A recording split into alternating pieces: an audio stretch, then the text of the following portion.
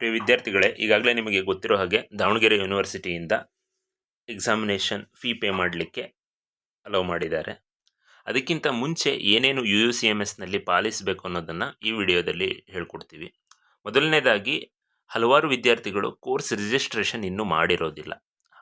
ಹಾಗಾಗಿ ಎಲ್ಲ ವಿದ್ಯಾರ್ಥಿಗಳು ಒಂದು ಬಾರಿ ಕೋರ್ಸ್ ರಿಜಿಸ್ಟ್ರೇಷನ್ ಮಾಡಿದಿರೋ ಇಲ್ವೋ ಅನ್ನೋದನ್ನು ಚೆಕ್ ಮಾಡ್ಕೋಬೇಕಾಗಿರುತ್ತೆ. ಕೆಲವರು ಮಾಡಿರ್ತೀರ, ಕೆಲವರು ಮಾಡಿರಲ್ಲ. ಹಾಗಾಗಿ ಫ್ರಮ್ ಫಸ್ಟ್ ಸ್ಟೆಪ್ಪಿಂದನೇ ನಾನು ಈ ವಿಡಿಯೋದಲ್ಲಿ ಎಕ್ಸ್ಪ್ಲೇನ್ ಮಾಡ್ತಾ ಇದ್ದೀನಿ. ಸೊ ಫಸ್ಟ್ ಕೋರ್ಸ್ ರಿಜಿಸ್ಟ್ರೇಷನ್ ಆಗುವುದು ಹೇಗೆ ಅಂತಂದರೆ, ನಿಮ್ಮ UUCMS ID ಮತ್ತು ಪಾಸ್ವರ್ಡನ್ನು ಎಂಟ್ರಿ ಮಾಡಬೇಕು. ಈಗಾಗಲೇ ತೋರಿಸ್ಕೊಟ್ಟಿದ್ದೇವೆ ಪಾಸ್ವರ್ಡ್ ಯಾವ ರೀತಿ ಇರುತ್ತೆ ಅಂತ. ಪಾಸ್ವರ್ಡ್ ಯೂಶ್ವಲಿ ನಿಮ್ಮ ಜನ್ಮ ದಿನಾಂಕ, ಡೇಟ್ ಆಫ್ ಬರ್ತ್ ಇರುತ್ತೆ. ಡೇಟ್ ಅದಾದ ನಂತರ ಮಂತ್, ಅದಾದ ನಂತರ ಇಯರ್ ಇರುತ್ತೆ. ಕೆಲವರು ಮಂತ್ ಅದಾದ ನಂತರ ಡೇಟ್, ಆಮೇಲೆ ಇಯರ್ ಕೂಡ ಇರುತ್ತೆ. ಎರಡನ್ನೂ ಕೂಡ ಚೆಕ್ ಮಾಡಿ. ಒಂದು ಲಾಗಿನ್ ಆಗಲಿಲ್ಲ ಅಂದರೆ ಇನ್ನೊಂದು ರೀತಿಯಲ್ಲಿ ಚೆಕ್ ಮಾಡಬೇಕು. ಇದಾದ ನಂತರ ನೀವು ಲಾಗಿನ್ ಆಗಬೇಕು. ನೆಕ್ಸ್ಟು ನೀವು ಇಲ್ಲಿ ಒಂದು 3 ಹಾರಿಜಾಂಟಲ್ ಬಟನ್ ಕಾಣಿಸ್ತಾ ಇದೆ ಅಲ್ವಾ, ಆ ಬಟನನ್ನು ಪ್ರೆಸ್ ಮಾಡಿದಾಗ ಅಲ್ಲಿ ಅಕಾಡೆಮಿಕ್ಸ್ ಅನ್ನುವಂತಹ ಸೆಕ್ಷನ್ ಬರುತ್ತೆ. ಅಕಾಡೆಮಿಕ್ ಸೆಕ್ಷನ್ ಒಳಗಡೆ ಕೋರ್ಸ್ ರಿಜಿಸ್ಟ್ರೇಷನ್ ಅನ್ನುವಂತಹ ಒಂದು ಟ್ಯಾಬನ್ನು ಸೆಲೆಕ್ಟ್ ಮಾಡಬೇಕು. ಅರ್ಥ ಆಯ್ತಾ? ಕೋರ್ಸ್ ರಿಜಿಸ್ಟ್ರೇಷನ್ ಸೆಲೆಕ್ಟ್ ಮಾಡಿದ ನಂತರ ಸ್ಕೀಮ್ ನೇಮ್ ಅನ್ನುವಂತಹದ್ದು ಬರುತ್ತೆ.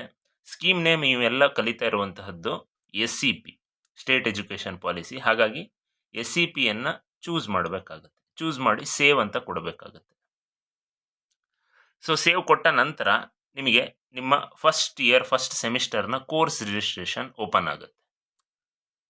ಸೊ ಆ ಕೋರ್ಸ್ ರಿಜಿಸ್ಟ್ರೇಷನ್ ಮೇಲೆ ಕ್ಲಿಕ್ ಮಾಡಬೇಕು. ನಿಮ್ಮ ಲ್ಯಾಂಗ್ವೇಜ್ ಯೂಶ್ವಲಿ ಏನಂತಂದರೆ, ನೀವು ಯಾವ ಒಂದು ಕಾಂಬಿನೇಷನ್ ಇರ್ತಿರಲ್ವ, ಆ ಕಾಂಬಿನೇಷನಲ್ಲಿರುವಂತಹ ಕಂಪಲ್ಸರಿ ಸಬ್ಜೆಕ್ಟ್ಗಳು ಆಟೋಮೆಟಿಕ್ ಬೈ ಡಿಫಾಲ್ಟ್ ಸೆಲೆಕ್ಟ್ ಆಗಿರುತ್ತೆ. ಉದಾಹರಣೆಗೆ CBZ ಇದ್ದಾರೆ ಅಂತಂದರೆ ಅವರ ಕೆಮಿಸ್ಟ್ರಿ, ಬಾಟ್ನಿ ಮತ್ತು ಝುವಾಲಜಿ ಪೇಪರ್ಗಳು ಆಟೋಮೆಟಿಕ್ ಆಗಿ ಸೆಲೆಕ್ಟ್ ಆಗಿರುತ್ತೆ. HEP ಸ್ಟೂಡೆಂಟ್ಸ್ಗಳಿಗೆ ಅವರ ಹಿಸ್ಟ್ರಿ, ಎಕನಾಮಿಕ್ಸ್ ಮತ್ತು ಪೊಲಿಟಿಕಲ್ ಸೈನ್ಸ್ ಸಬ್ಜೆಕ್ಟ್ಗಳು ಆಟೋಮೆಟಿಕ್ಲಿ ಸೆಲೆಕ್ಟ್ ಆಗಿರುತ್ತೆ. ನೀವು ಸೆಲೆಕ್ಟ್ ಮಾಡಬೇಕಾಗಿರೋದು ನಿಮ್ಮ ಲ್ಯಾಂಗ್ವೇಜಸ್ಗಳು ಮತ್ತು ನಿಮ್ಮ ಇತರ ಸಬ್ಜೆಕ್ಟ್ಗಳು. ಅಂದರೆ ಉದಾಹರಣೆಗೆ IC ಕೂಡ ಆಟೋಮೆಟಿಕ್ಲಿ ಸೆಲೆಕ್ಟ್ ಆಗಿರುತ್ತೆ. EVS ಎನ್ವಿರಾನ್ಮೆಂಟಲ್ ಸ್ಟಡೀಸ್ ಇತ್ತು ಅಂತಂದರೆ ಅದನ್ನು ನೀವು ಚೂಸ್ ಮಾಡಬೇಕಾಗತ್ತೆ. ಅದಾದ ನಂತರ ಮೇಲ್ಭಾಗದಲ್ಲಿ ನೀವು ನೋಡಬೇಕು, ಇಲ್ಲಿ ಕ್ರೆಡಿಟ್ ಅವರ್ಸ್ ಅಂತ ಇರುತ್ತೆ. 29 ಅಂತಿದೆ. ಆ 29 ಮ್ಯಾಚ್ ಆಗಲೇಬೇಕು. ಐ ರಿಪೀಟ್, 29 ಕ್ರೆಡಿಟ್ ಅವರ್ಗಳು ಮ್ಯಾಚ್ ಆಗಲೇಬೇಕು. ಇಲ್ಲ ಅಂತಂದರೆ ಸಬ್ಮಿಟ್ಟು ತಗೊಳ್ಳೋದಿಲ್ಲ. ನೀವು ನೋಡಿ ಇದನ್ನು ಸಬ್ಮಿಟ್ ಕೊಡಬೇಕು. ಇಲ್ಲ ಅಂತಂದರೆ ನಿಮ್ಮ ಹಾಲ್ ಟಿಕೆಟಲ್ಲಿ ಒಂದು ಪೇಪರ್ ನಿಮಗೆ ಬರೋದೇ ಇಲ್ಲ. ಅರ್ಥ ಆಯ್ತಾ? ಹಾಗಾಗಿ ಈಗ ಲ್ಯಾಂಗ್ವೇಜಸ್ಗಳು ಯಾವುದು, ಮೇ ಬಿ ಕನ್ನಡ ಮತ್ತು ಇಂಗ್ಲೀಷ್ ಅಂತ ಅಂದ್ಕೊಂಡು ಕನ್ನಡ ಮತ್ತು ಇಂಗ್ಲೀಷನ್ನು ಸೆಲೆಕ್ಟ್ ಮಾಡ್ತೀವಿ. ಇದಾದ ನಂತರ EVS ಇದೆ, ಈ ಸ್ಟೂಡೆಂಟ್ ಓದ್ತಾ ಇರೋವಂಥದ್ದು. EVSನ್ನು ಸೆಲೆಕ್ಟ್ ಮಾಡಿದ್ದೀವಿ. ಅಲ್ಲಿಗೆ ಎಷ್ಟಾಯಿತು ಕೆಳಗಡೆ ನೋಡಿ, ಟೋಟಲ್ ಕ್ರೆಡಿಟ್ ಅವರು 29 ಅವರ್ಸ್ ಆಯಿತು ಅಲ್ವಾ. ಸೊ 29 ಅವರ್ಸ್ ಆದ ನಂತರ ನೆಕ್ಸ್ಟು ನೀವು ಸಬ್ಮಿಟನ್ನು ಕೊಡ್ತೀರಾ. ಸೊ ಸಬ್ಮಿಟ್ ಕೊಟ್ಟ ನಂತರ ಇಲ್ಲಿಗೆ ನಿಮ್ಮ ಒಂದು ಹಂತದ ಕೆಲಸ ಮುಗಿಯುತ್ತೆ. ಅರ್ಥ ಆಯ್ತಾ? ಒಂದು ಹಂತದ ಕೆಲಸ ಮುಗಿದ ನಂತರ ನೆಕ್ಸ್ಟ್ ಏನಾಗುತ್ತೆ ಅಂದರೆ, ಅಂದರೆ ಆಫೀಸಿನ ಪ್ರಿನ್ಸಿಪಲ್ ಲಾಗಿನ್ನಿಗೆ ಆ ಒಂದು ಲಿಸ್ಟ್ಗಳು ಬಂದು ಬೀಳುತ್ತೆ. ಎಲ್ಲರೂ ಕೋರ್ಸ್ ರಿಜಿಸ್ಟ್ರೇಷನ್ ಮಾಡಿರೋಂಥದ್ದು ನಮಗೆ ಬಂದು ಬೀಳುತ್ತೆ. ನಾವೇನು ಮಾಡ್ತೀವಿ ಅಂತಂದರೆ ಅದಕ್ಕೆ ಒಂದು ಅಪ್ರೂವಲನ್ನು ಕೊಡ್ತೀವಿ. It may takes time. ಅಂದರೆ ನೀವು ಇಮಿಡಿಯೇಟ್ಲಿ ರಿಜಿಸ್ಟ್ರೇಷನ್ ಮಾಡಿದರೆ ನಾವು ಅದನ್ನು ನೋಡಿ ಒಂದು ಸಲ ಅಪ್ರೂವಲನ್ನು ಕೊಡ್ತೀವಿ. ಅಪ್ರೂವಲ್ ಕೊಟ್ಟ ನಂತರವೇ ನಿಮಗೆ ಫೀ ಪೇಮೆಂಟಿಗೆ ಓಪನ್ ಆಗುತ್ತೆ. ಹಾಗಾಗಿ ರಿಜಿಸ್ಟ್ರೇಷನ್ ಆಗ್ತಿದ್ದಂಗೆ ಫೀ ಪೇಮೆಂಟಿಗೆ ಬರುತ್ತೆ ಅಂದರೆ ಇಲ್ಲ. ನೀವು ಸಪೋಸ್ ನಿಮ್ದು ಇನ್ನೂ ಅಪ್ರೂವಲ್ ಆಗಿಲ್ಲ ಅಂದರೆ ಕಾಲೇಜಿಗೆ ಬಂದು ನಾವು ಕೊಡ್ತಾ ಇರ್ತೇವೆ. ಆದರೂ ಕೂಡ ಒಂದ್ಸಲಿ ಆಫೀಸಿಗೆ ಬಂದು ಅಪ್ರೂವ್ ಆಗಿಲ್ಲ ಸರ್ ಅಂತಂತ ಹೇಳಿದ್ರೆ ಇಮಿಡಿಯೇಟ್ಲಿ ಅಪ್ರೂವಲ್ ಕೊಡ್ತೀವಿ. ಸೊ ಕೋರ್ಸ್ ರಿಜಿಸ್ಟ್ರೇಷನ್ ಆದ ನಂತರ ನಮ್ಮ ಕೆಲಸ ಇರುತ್ತೆ ಅಪ್ರೂವಲ್ ಕೊಡುವಂಥದ್ದು. ಅಪ್ರೂವಲ್ ಆದ ನಂತರ ಫೀ ಪೇಮೆಂಟ್ ಇರುತ್ತೆ. ಸೊ ಈಗ ಒಂದು ಸ್ಟೂಡೆಂಟ್ದು ಅಪ್ರೂವಲ್ ಆಲ್ರೆಡಿ ಮಾಡಿದ್ದೀನಿ. ಅಪ್ರೂವಲ್ ಆದ ನಂತರ ಫೀ ಪೇಮೆಂಟ್ ಯಾವ ರೀತಿ ಅನ್ನೋದನ್ನು ನೆಕ್ಸ್ಟ್ ತೋರಿಸ್ಕೊಡ್ತಾ ಹೋಗ್ತೀನಿ. ಸೊ ನೀವು ಆ್ಯಸ್ ಯೂಶ್ವಲ್ ಇಲ್ಲಿ 3 ಬಟನ್ಗಳು ಕಾಣ್ತಾ ಇದೆಯಲ್ಲ, ಅದನ್ನು ಪ್ರೆಸ್ ಮಾಡಬೇಕು. ಅದಾದ ನಂತರ ನೆಕ್ಸ್ಟು ಎಕ್ಸಾಮ್ ಪ್ರೆಸ್ ಮಾಡಬೇಕು. ಎಕ್ಸಾಮ್ ಒಳಗಡೆ ಎಕ್ಸಾಮ್ ಅಪ್ಲಿಕೇಶನನ್ನು ಚೂಸ್ ಮಾಡಬೇಕು. ಸೊ ಎಕ್ಸಾಮ್ ಅಪ್ಲಿಕೇಶನ್ ಚೂಸ್ ಆದ ನಂತರ ಇಲ್ಲಿ ಬರ್ತಾ ಇರುತ್ತೆ SCP ಜಾನ್ವರಿ ಎಕ್ಸಾಮ್ ಅಂತಂದು. ಇದರೊಳಗಡೆ ನೀವು click here to apply exam notification ಅಂತ ಇದೆ ಅಲ್ವಾ, ಅದನ್ನು ಪ್ರೆಸ್ ಮಾಡಬೇಕು. ಮೇಲಿಂದ 2 ಬೇಡ, view attendance, view exam notification. Click here to apply exam ನೋಟಿಫಿಕೇಶನ್ನ ಪ್ರೆಸ್ ಮಾಡಿದಾಗ ನೀವು ಕೋರ್ಸ್ ರಿಜಿಸ್ಟ್ರೇಷನ್ ಏನು ಮಾಡಿದ್ದೀರಾ ಅನ್ನೋದು ನಿಮಗೆ ಶೋ ಆಗುತ್ತೆ. ನೀವು ಇಲ್ಲೂ ಕೂಡ ವೆರಿಫೈ ಮಾಡ್ಕೋಬಹುದು. ಪೇಮೆಂಟ್ ಮಾಡಲಿಕ್ಕಿಂತ ಮುಂಚೆ ನಾನು ಇದೇ ಸಬ್ಜೆಕ್ಟ್ಗಳನ್ನು ಓದ್ತಾ ಇದ್ದೀನಾ, ಇದೇ ಸಬ್ಜೆಕ್ಟ್ಗಳು ಪೇಪರ್ಗಳು ನಮಗೆ ಇದೆಯಾ ಅನ್ನೋದನ್ನು ಇಲ್ಲೂ ಕೂಡ ಒಂದು ಬಾರಿ ವೆರಿಫೈ ಮಾಡ್ಬೋದು.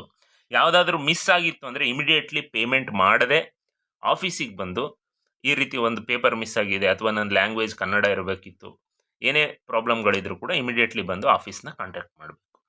ಅರ್ಥ ಆಯ್ತಾ? ಇದಾದ ನಂತರ ನೆಕ್ಸ್ಟು ಇಲ್ಲಿ ಪೇ ಅನ್ನುವಂತಹ ಆಪ್ಷನ್ ಬರುತ್ತೆ. ಪೇ ಅಂತ ಕ್ಲಿಕ್ ಮಾಡಿ ಎಸ್ ಅಂತ ಕ್ಲಿಕ್ ಮಾಡಬೇಕು. Usually credit card, debit card, net banking ಎಲ್ಲ ತೋರಿಸ್ತಾ ಇರುತ್ತೆ ಸೈಡಿಗೆ.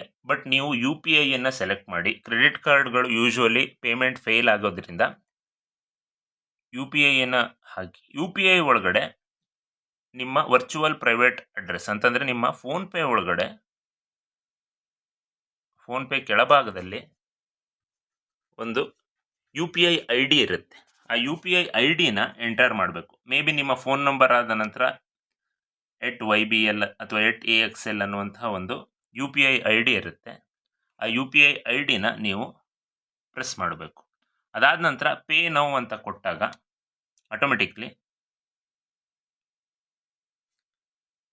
ಪೇಮೆಂಟಿಗೆ ಬಂದಿರುತ್ತೆ. ನಿಮ್ಮ ಫೋನ್ಪೇ ಒಳಗಡೆ ಪೇಮೆಂಟಿಗೆ ಬಂದಿರುತ್ತೆ. ಸೊ ನೀವು ಪೇಮೆಂಟ್ ಮಾಡ್ಬೋದು. ಇಲ್ಲಿ ನಿಮ್ದು ಎಷ್ಟು ಅಮೌಂಟ್ ಇದೆಯಲ್ವ ಅಷ್ಟು ಪೇಮೆಂಟ್ ಬಂದಿರುತ್ತೆ. ಪೇಮೆಂಟ್ ಆದ ನಂತರ ಆಟೋಮೆಟಿಕ್ಲಿ ಸಕ್ಸಸ್ ಅಂತ ಬರುತ್ತೆ. ಸೊ UPI ID ಇರುವಂಥದ್ದು ಮ್ಯಾಂಡೇಟರಿ. UPI ID ಇದ್ದರೆ ಮಾತ್ರ ಪೇಮೆಂಟ್ ಮಾಡಲಿಕ್ಕೆ ಆಗೋದು.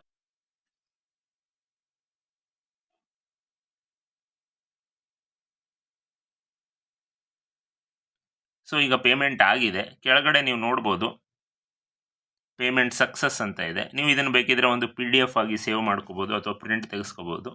ಹಾಲ್ ಟಿಕೆಟ್ ಏನಾದರೂ ಪ್ರಾಬ್ಲಮ್ ಆಯಿತು ಅಂತಂದರೆ ಇದು ನಿಮಗೆ ಪ್ರೂಫ್ ಆಗಿರುತ್ತೆ. ಸೊ ಇದಿಷ್ಟನ್ನು ನೀವು ಆದಷ್ಟು ಬೇಗ ಮಾಡಬೇಕು. ಯಾಕೆ ಅಂತಂದರೆ ಕೊನೆ ಹಂತದಲ್ಲಿ ಬರ್ತಾ ಬರ್ತಾ ಸರ್ವರ್ಗಳು ಬ್ಯುಸಿ ಆಗೋದ್ರಿಂದ ಪೇಮೆಂಟ್ಗಳು ಫೇಲ್ ಆಗುತ್ತೆ. ಆಮೇಲೆ ನಿಮ್ಮ ದುಡ್ಡು ಸುಮ್ಮನೆ ನಿಮಗೆ ಲಾಸ್ ಆಗುತ್ತೆ. ಹಾಗಾಗಿ ಆದಷ್ಟು ಬೇಗ ಒಂದು 2-3 ದಿನದೊಳಗಡೆ ನೀವೆಲ್ಲ ಪೇಮೆಂಟನ್ನು ಮಾಡಿ ಕಂಪ್ಲೀಟ್ ಮಾಡ್ಕೋಬೇಕು ಪ್ರೊಸೀಜರ್.